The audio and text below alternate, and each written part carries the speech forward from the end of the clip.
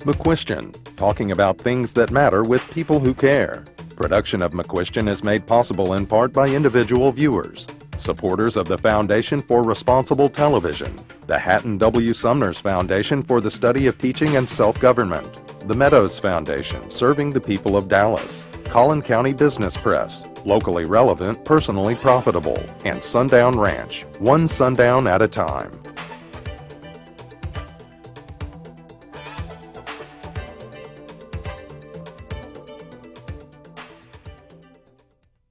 Well, hello from Las Vegas. I'm Dennis McQuestion, and we're here at Freedom Fest again in 2009 in July.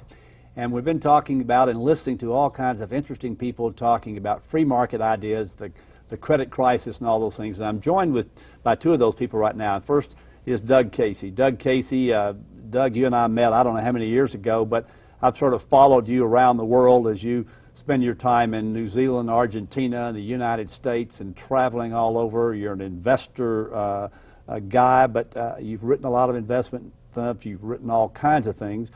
One of the most interesting thinkers and, shall we say, out-of-the-box thinkers. So welcome to the program. Thanks, Dennis. And sitting next to him is Tom Woods. Tom Woods has written one of the favorite books of mine that I've read recently called Meltdown, a free market look at why the stock market collapsed, the economy tanked, and government bailouts will make things worse. And so Tom's obviously an economist and with the Mises Institute in Auburn, Alabama. Tom, welcome to the program. Thank you, Dennis. Now, Doug, I'm going to ask you to start because we're really talking about this issue during this session. That is limited government an oxymoron? So tell us about limited government and then what the ultimate limited government is in your estimation. Well, first of all, I am not a fan of government in principle. I don't feel that the institution, as radical as this may sound, is necessary. There are two ways people can relate to each other, voluntarily or coercively. And as Mao Tse-tung pointed out, government comes out of the barrel of a gun. So I don't approve of government in principle. And I don't think that it's either salubrious or necessary in today's society. Anything that needs to be done will be done by entrepreneurs. You don't need the dead hand of the state on the market. Yeah, but Doug, look.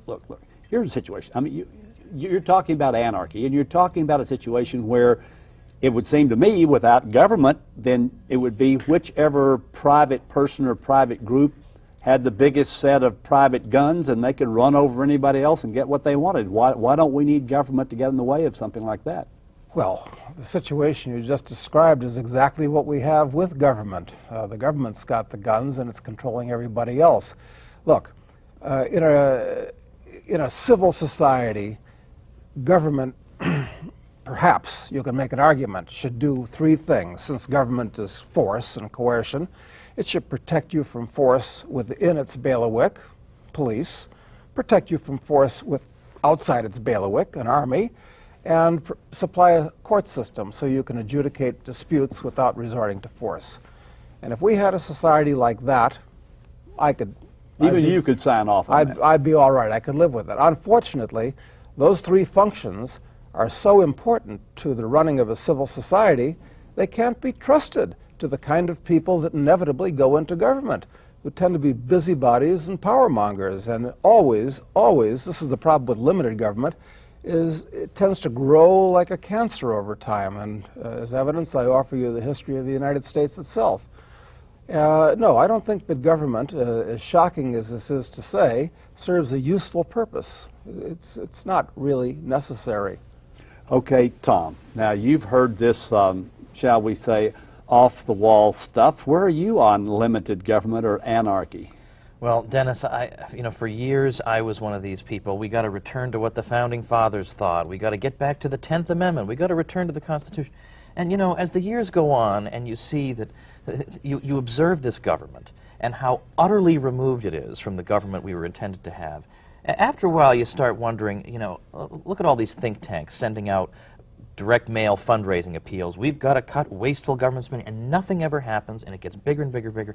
You wonder, maybe I am chasing a unicorn here. Maybe there is no such thing. Maybe if you say this institution has a monopoly on the power to tax and a monopoly on the power to initiate violence, but it will simply restrain itself to a few it's a few itemized tasks. I mean, it seems to me unrealistic. Moreover, I think there's a moral question here. If we're going to believe that there are certain moral principles everybody has to observe, why are those moral principles abandoned when we apply them to government? So, for example, you and I can't steal. The government can steal and call it taxation. You and I can't kidnap people. The government can kidnap people and call it military conscription. And it just goes on and on and on. If we believe in absolute standards of morality, the government always fails. So I fall not on the bomb-throwing side of left-wing silliness on this issue, but I follow Murray Rothbard, and anybody who is intrigued by this or thinks, heavens, wow, a forbidden thought,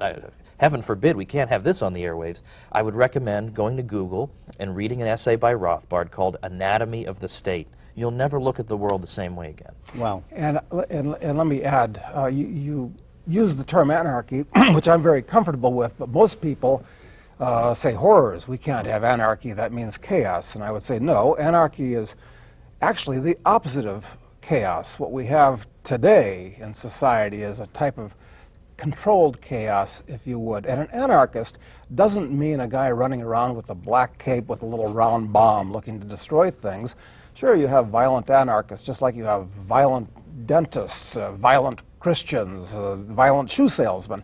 But it has nothing to do with the essence of anarchy. An anarchist is simply one who believes that every person should control himself and not be ordered by some coercive power on top. Well, it's interesting. You guys may have read this pamphlet that Mark Skousen, Mark Skousen, by the way, for those of you who don't know him, is an economist who is sort of the guy who runs Freedom Fest out here every year. He wrote a pamphlet called Force or Persuasion, I think, or Persuasion or Force. I'm not sure exactly what he said, one of the two. But, Doug, what he said in that pamphlet was is that the more government you have, the more society is failing, because you need more coercion. You get more. Does that thought resonate with you at all? That's completely correct. The essence of government is force and coercion. And as Tacitus said in the 2nd century, the more numerous the laws, the more corrupt the society. And this is, of course, why the United States has become more corrupt over the years, as we have so many laws which allow officials in power to dispense favors arbitrarily as they will and collect bribes for dispensing these favors and so forth. No, the institution of government itself is corrupt and corrupting and unnecessary in an advanced society. In fact, in primitive days, it might have been possible. It was never moral, never ethical, but it might have been possible for the king in a primitive society to say, well, you take that ox cart and you charge so much for your wheat and so forth, because it was simple, and perhaps a simple society could be directed. But today, with billions of transactions every day by billions of people, it's not only immoral, but it's technically impossible for the government to try to direct these things. Well, you mentioned that technically impossible. First, Tom, I'd like you to tell our viewers who Friedrich Hayek was, as an example. And then he wrote a paper, I think it was about 1945, about knowledge and how it's just impossible for any one person or small group of people to know enough to make all these decisions for everybody else. Well, Hayek belongs to a school of economic thought called the Austrian School of Economics. He won the Nobel Prize in 1974 for his work on central banking and how it screws up economies. So another example of how we don't need these institutions. But Hayek's essay on the use of knowledge in society was based on the idea that it's impossible for any one human mind to amass all the knowledge that would be necessary if you wanted to centrally plan society. Everybody's got his own localized knowledge. He knows that if I take this truck route, even though technically it may be longer in an extensive sense, nevertheless it's more efficient to go this way. There's no way a central planner could know that. We've all got a lot of implicit knowledge that we just sort of know instinctively, we wouldn't even know to verbalize. And so, in other words, if you were to make any sense whatsoever of the productive structure and try to give it some rational direction, you wouldn't know where to begin. It would be impossible, it would be the height of hubris to think you could substitute your judgments for the judgments of hundreds of millions or billions of people who actually have the relevant knowledge necessary. Doug, I was debating a lady in Irving, Texas, over 25 years ago, on a topic of mass transit, actually, and she was convinced that we ought to have government running transit, so you can imagine where that went. But I asked her, as I've asked a lot of people, and I would ask that viewer to think about this right now too, and that is, what is government designed to do, and how would you define government? You defined it in those three ways a minute ago. But I asked her that question, and here's what she told me. She said, well, Dennis, government is that entity where we all just sort of sit around as a society and figure out what we can do for each other. That's how she answered that. What would you say to that? Oh, I would say that that's ridiculous and naive. Look, government, even, or I should say especially, the type that everybody believes in today, democracy. Democracy is really just mob rule dressed up in a sports coat to be polite looking. And I don't believe in mob rule. The best type of democracy and government is the market. You vote for what you want with your dollars and with your time, and if you don't want something, you don't vote for it with your time and your dollars. And that's the best type of participatory democracy there is. And I can believe that's the way that people should relate. The problem with government that these people don't want to acknowledge and understand is that its main products are wars, pogroms, confiscations, regulations, taxations, all the worst things in the world. It produces nothing, and anything that it gives to one group is inevitably stolen from another group, because government doesn't produce anything. It only redistributes things that it, in effect, steals from the producers. Yeah, but look, Tom, we have to have a safety net. I mean, there are people in society who, either because of faults of their own or no fault of their own, they need an income. They need, maybe they're sick, maybe they're have a medical problem, that sort of thing. Would you just throw those people out on the street? Is that what your idea would be? Well, if we had a society in which we didn't have this parasitic entity that sucks the life out of actual producers, people whose terrible crime is to add value to society, first of all, the society would be, what, 3, 4, 5 times wealthier than it is right now. Think of where in the world you would most like to be poor. Would you like to be poor in the United States, or would you like to be poor in North Korea? Or would you like to be poor in Bangladesh? Look at the societies on Earth where the poor are doing the best, and it is consistently the societies that have the most economic freedom. Now, in terms of welfare state, well, there's been an awful lot of sociological research on this that shows that actually these programs have, in fact, entrenched problems they were allegedly intended to solve, but that what, in fact, they do is they make people dependent on the state. This is just the type of relationship the state likes to have with people. But look back to the 1960s, before medicine was so heavily bureaucratized. Are we reading in the newspaper that people are dying in the streets and we're walking over corpses on our way to work because they can't get medical care? You find that the poor and the wealthy had about the same number of hospital visits, costs were reasonable, physicians understood that part of the moral obligation they had as physicians was to give free or low-cost medical care to people. I mean, this sounds like a society from Mars, right? Whereas today we have this gargantuan regulatory mess, and we think this is what free market medicine causes. So I would say that the private productive sector and the voluntary sector can take care of these people, and your local parish would take care of these people rather than let them starve. But these gigantic budgets, like the New York welfare budget, has consistently 70% of it goes to overhead. So it's not even as if you would have to replace dollar for dollar what the government is doing. And moreover, if you look at in the 60s, when people were learning that the government is waging a war on poverty, and you look at voluntary giving, it goes right down, right down. Then you look in the 1980s, when welfare spending was actually increasing, contrary to popular belief, just increasing more slowly. It was still growing, but people were under the impression that it was being cut mercilessly. And then you look at charitable giving, it's exploding during the alleged decade of greed.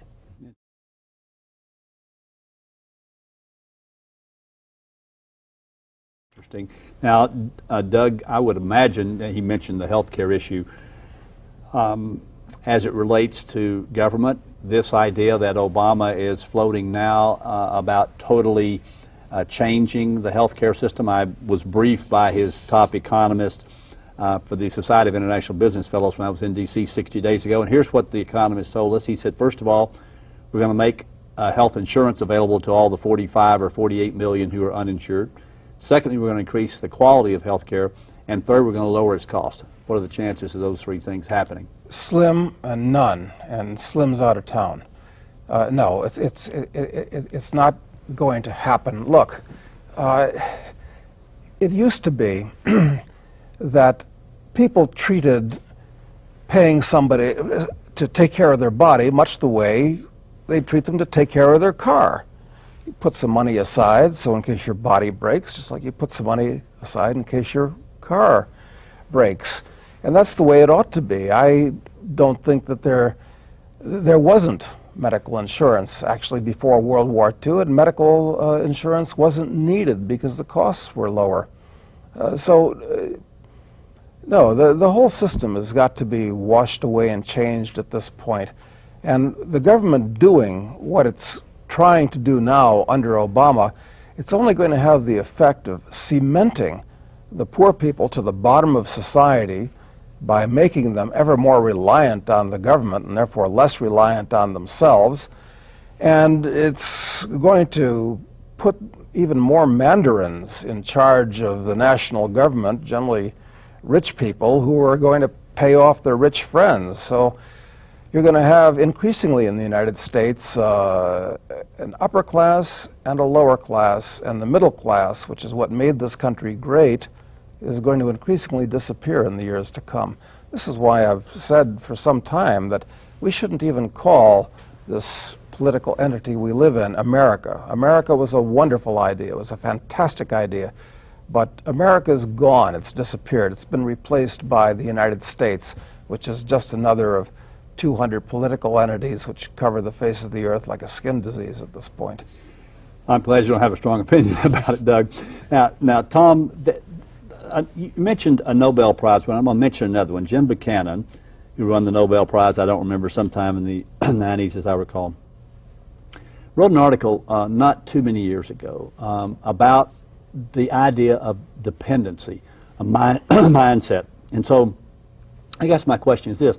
You can rail about government being bad and all that, but ultimately isn't it the individuals who decide that they want something from the government and then they go to their political leaders and get something? I mean, what role do we as individuals have in order to try to reduce this Leviathan that you don't care much about? Right. I mean, I don't care much for. I would say that you know, in a lot of the blame has to be placed on individual people themselves, in spite of the fact that we can mitigate this to the extent that people are educated in government-run schools, which isn't this an interesting coincidence, which teaches them that the government is their friend and it supplies them with free services and it defends them from their enemies, and they get all this wonderful view of government, so of course they believe that we are the government and the government is just my servant, and they believe all this nonsense that has nothing to do with the real world. But leaving aside the fact that they've been brainwashed into believing utter nonsense, it is still a fact that, as Albert J. Knox said and as Franz Oppenheimer said, there are two ways to acquire wealth. I mean, you can work for it, you can produce something that your fellow man wants, you can produce some service, or you can steal it from him. I mean, that's basically it. Those are the two ways. They're mutually exclusive. You can get it voluntarily, or you can steal it. And given that human beings prefer to get the things they want by means of the least possible exertion, well, they're going to prefer to take what Oppenheimer calls the political means of acquiring wealth rather than the economic means. That is, going to the government, getting the government to loot their neighbor. And I don't even mean necessarily, by the way, exclusively poor people. I'm talking about competitors who can't compete very well, so they file antitrust complaints against their competitors. Antitrust law, it's not like competitors, pardon me, it's not like the general public says, I think this company is too big, I'm going to file a complaint. No, typically these companies are offering you bargains, low prices, the opposite of what government offers you, and it's the competitors that say, oh, I can't compete with you. So typically what happens is people want to exert themselves as little as possible, and they use the government to cripple their competitors or steal from people, or in some illicit way that we would in any other context consider absolutely immoral. We consider this politics and compromise. Well, another economist who was born even before Doug and I were born, Bastiat, how do you pronounce his French name, but he wrote a little book called the law, and that's really, I think, what you're talking about. So tell that viewer what he said back in the 19th century and why it's still so powerful today. Yeah, Bastiat wrote a tiny little book you can read online just simply called The Law. And it's one of these 50-page little tiny booklets that can change the way you think. But the main principle of the idea was that we have come to believe in what he calls legal plunder. Now, plunder is the idea that I can just go in like a pirate and just steal things from you, and that's the way I'm going to live. But we would consider that to be illegal plunder. Legal plunder is when we use the government to go take that thing, and suddenly that becomes the height of morality. So he says there are three ways we can organize society. Number one, everybody plunders everybody. Number two, some people plunder other people. Or number three, nobody plunders anybody. And for some reason, we consider number two to be the ideal, the height of morality, the only way human beings can interact with each other, and it's considered crazy extremism that you would even consider that there might be the humane alternative of nobody plundering anybody. Doug, I suppose that's probably the option you'd like to have too, isn't it? Yes, I believe in a civil society, and unfortunately the state, contrary to all of its representations, creates the opposite of a civil society. It becomes a war of all against all. The book that Albert J. Nock wrote called, was it Our Enemy, the State? Is that what it is? And he, I think in that book he differentiates between the government and the state. Give us some sense of, you may not differentiate it at all, I don't know, Doug, do you or not? I'm not sure if I really make that distinction. Look, as an anarchist, I believe in an orderly society, but society self-orders itself. When you go into a restaurant, or for that matter into a Walmart, you don't need the government. The government provides no useful purpose in those places. The owner of the restaurant maintains order there. The manager of the Walmart maintains order there. You don't need the state in those instances, and I can't think of any places where you actually need the state. And moreover, the state creates problems that it then blames on the private sector. So when its crummy price controls lead to shortages of meat in the 1940s, the president blames the farmers for hoarding the meat. And in fact, Truman actually considered sending out the Army and the National Guard onto American farms to confiscate the meat that he was sure was being hoarded there. Or when prices rise, well, this is because of greedy labor unions and businessmen. Or when there's an economic collapse, such as we've endured, well, that's because our wise government didn't regulate these people enough. Look, the whole system is screwed up. It is so screwed up that it doesn't matter how much you regulate it, that people will find ways around it. When you have a system that has a Federal Reserve System that has proven itself willing and able to bail out any market actor that acts like an idiot, what do you think is going to happen? People are going to be more likely to act like idiots. You know, big surprise. And then we say, well, we just need a little more regulation. No, what we need to do is cut this awful root out that is encouraging this type of reckless behavior. And we also need to remember that the guys who graduate from business school and then go and become regulators, those weren't the brightest kids in business school. I guarantee you, the brightest kids don't become regulators. They go off and start businesses. So in other words, the dumb kids are going to try and regulate the smart guys. If the system isn't sound, you can chase them around with regulations all you want, and you're not going to get what you want. It's very funny relative to what Tom was just saying about Truman accusing the farmers of hoarding, because just a few years before, Roosevelt was accusing the farmers of overproducing, so he was pouring milk in the gutter and slaughtering pigs. So what we're dealing with when we're dealing with politics is a dramatization of people's psychological aberrations. And unfortunately, the kind of people that go into government are the kind of people that have the most aberrated psychologies. They're the kind of people that actually think they have a right to control what other people do and have and think. Is there any way out? I mean, how can we get from where we are to where you'd like to be, or at least move the needle in that direction? Well, I'm afraid that as we speak now, we're in just the very early stages of what I call the Greater Depression. It's a period of time during which most people's standard of living, here in the United States anyway, are going to go down significantly. But it's also a time when distortions and misallocations of capital in the marketplace are liquidated. I think that in the next 10 years, we're going to see as great a change in American society as we had during the Depression and World War II. It's going to be a huge change. Now, how society is going to reorder itself, that's up in the air. I hope it reorders itself with a much smaller state, a much smaller government, and much more individual freedom. It might go exactly the opposite way. Okay, Tom, we just have a minute or so left. What's your prognostication, or at least a prescription as to how we change this thing, if you'd like to see it changed to the better from your standpoint? Well, I think the only mechanism available to almost anyone is just education, and that's a very thin reed, because, as I said, people want to get what they want with the least possible exertion. And if you say, hey, everybody, I'd like you all to read these 5 books, you might as well be speaking Chinese. So the best we can do is spread the word using the internet, using all the means at our disposal to explain that what you've been told is basically a lot of bunk, and that the people you're taught to admire and wave incense before are frankly parasites on the productive sector of the economy, who are the real heroes of our society. But I see right now a group of constituents who benefit.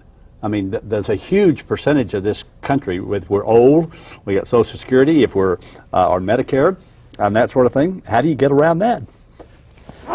Well, we realize that in the future, the young kids now aren't going to have anything. That the average 65-year-old is going to get about, tens of thousands of more, $70,000 more than he put into the major transfer programs. The average 25-year-old is going to pay in about 300 grand more than he's ever going to get back. I mean, that's not sustainable either. So, I mean, something's got to be done, and we have to think about what that might be.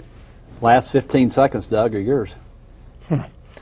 We're headed for very big trouble in this country over the next few years. It's not going to be fun to be here and be involved in this. So I'm spending more and more time out of the U.S. so I can watch this on my widescreen as opposed to out my front window, because it's going to be potentially very catastrophic.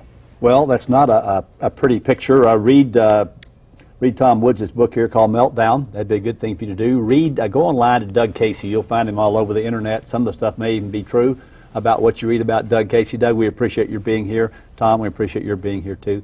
We appreciate your joining us, where, as always, we've been talking about things that matter with people who care. Visit our website at McQuestionTV.com to view and discuss past and present McQuestion TV episodes and subject matter. You can also follow McQuestion TV on Twitter at McQuestion TV, or download McQuestion TV video podcasts on iTunes. A video or DVD of this program is available for $20 plus $5 postage and handling, and in Texas applicable tax, or call us at 214-442-1600 for more information on McQuestion.